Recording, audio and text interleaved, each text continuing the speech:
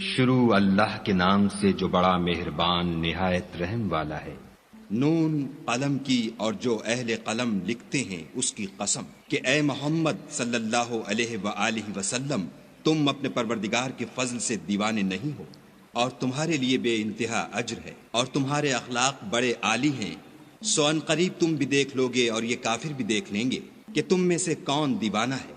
تمہارا پروردگار اس کو بھی خوب جانتا ہے جو اس کے رستے سے بھٹک گیا، اور ان کو بھی خوب جانتا ہے جو سیدھے رستے پر چل رہے ہیں۔ تو تم جھٹلانے والوں کا کہا نہ ماننا۔ یہ لوگ چاہتے ہیں کہ تم نرمی اختیار کرو تو یہ بھی نرم ہو جائیں، اور کسی ایسے شخص کے کہے میں نہ آ جانا جو بہت قسمیں کھانے والا ذلیل اوقات ہے، طعن آمیز اشارتیں کرنے والا، چغلیاں لیے پھرنے والا، مال میں بخل کرنے والا، حد سے بڑھا ہوا بدکار، سخت خو اور اس کے علاوہ بدذات ہے، اس سبب سے کہ مال اور بیٹے رکھتا ہے۔ جب اس کو ہماری آیتیں پڑھ کر سنائی جاتی ہیں تو کہتا ہے کہ یہ اگلے لوگوں کے افسانے ہیں، ہم ان قریب اس کی ناک پر داغ لگائیں گے۔ ہم نے ان لوگوں کی اسی طرح آزمائش کی ہے جس طرح باغ والوں کی آزمائش کی تھی، جب انہوں نے قسمیں کھا کھا کر کہا کہ صبح ہوتے ہوتے ہم اس کا میوہ توڑ لیں گے، اور انشاءاللہ نہ کہا۔ سو وہ ابھی سو ہی رہے تھے کہ تمہارے پروردگار کی طرف سے راتوں رات اس پر ایک آفت پھر گئی، تو وہ ایسا ہو گیا جیسے کٹی ہوئی کھیتی۔ جب صبح ہوئی تو وہ لوگ ایک دوسرے کو پکارنے لگے کہ اگر تم کو کاٹنا ہے تو اپنی کھیتی پر سویرے ہی جا پہنچو۔ تو وہ چل پڑے اور آپس میں چپکے چپکے کہتے جاتے تھے کہ آج یہاں تمہارے پاس کوئی فقیر نہ آنے پائے، اور کوشش کے ساتھ سویرے ہی جا پہنچے، گویا کھیتی پر قادر ہیں۔ جب باغ کو دیکھا تو ویران، کہنے لگے کہ ہم رستہ بھول گئے ہیں، نہیں بلکہ ہم برگشتہ بخت بے نصیب ہیں۔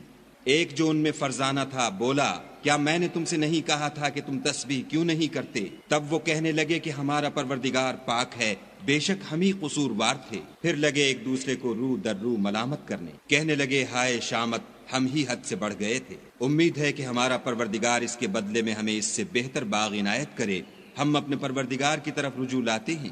دیکھو عذاب یوں ہوتا ہے، اور آخرت کا عذاب اس سے کہیں بڑھ کر ہے، کاش یہ لوگ جانتے ہوتے۔ پرہیزگاروں کے لیے ان کے پروردگار کے ہاں نعمت کے باغ ہیں۔ کیا ہم فرما برداروں کو نافرمانوں کی طرح نعمتوں سے محروم کر دیں گے؟ تمہیں کیا ہو گیا ہے، کیسی تجویزیں کرتے ہو؟ کیا تمہارے پاس کوئی کتاب ہے جس میں یہ پڑھتے ہو کہ جو چیز تم پسند کرو گے وہ تم کو ضرور ملے گی؟ یا تم نے ہم سے قسمیں لے رکھی ہیں جو قیامت کے دن تک چلی جائیں گی کہ جس شے کا تم حکم کرو گے وہ تمہارے لیے حاضر ہوگی؟ ان سے پوچھو کہ ان میں سے اس کا کون ذمہ لیتا ہے؟ کیا اس قول میں ان کے اور بھی شریک ہیں؟ اگر یہ سچے ہیں تو اپنے شریکوں کو لا سامنے کریں۔ جس دن پنڈلی سے کپڑا اٹھا دیا جائے گا اور کفار سجدے کے لیے بلائے جائیں گے تو وہ سجدہ نہ کر سکیں گے، ان کی آنکھیں جھکی ہوئی ہوں گی اور ان پر ذلت چھا رہی ہوگی، حالانکہ پہلے اس وقت سجدے کے لیے بلائے جاتے تھے جبکہ صحیح و سالم تھے۔ تو مجھ کو اس کلام کے جھٹلانے والوں سے سمجھ لینے دو، ہم ان کو آہستہ آہستہ ایسے طریق سے پکڑیں گے کہ ان کو خبر بھی نہ ہوگی، اور میں ان کو مہلت دیے جاتا ہوں، میری تدبیر قوی ہے۔ کیا تم ان سے کچھ اجر مانگتے ہو کہ ان پر تاوان کا بوجھ پڑ رہا ہے، یا ان کے پاس غیب کی خبر ہے کہ اسے لکھے جاتے ہیں؟ تو اپنے پروردگار کے حکم کے انتظار میں صبر کیے رہو، اور مچھلی کا لقمہ ہونے والے یونس کی طرح نہ ہونا کہ انہوں نے خدا کو پکارا اور وہ غم و غصے میں بھرے ہوئے تھے۔ اگر تمہارے پروردگار کی مہربانی ان کی یاوری نہ کرتی تو وہ چٹیل میدان میں ڈال دیے جاتے اور ان کا حال ابتر ہو جاتا۔ پھر پروردگار نے ان کو برگزیدہ کر کے نیکوکاروں میں کر لیا، اور کافر جب یہ نصیحت کی کتاب سنتے ہیں تو یوں لگتے ہیں کہ تم کو اپنی نگاہوں سے پھسلا دیں گے،